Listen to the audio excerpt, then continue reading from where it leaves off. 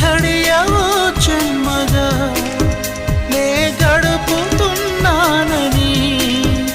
ఈ మహిమ నీదేనని నీకైనా తెలుసాని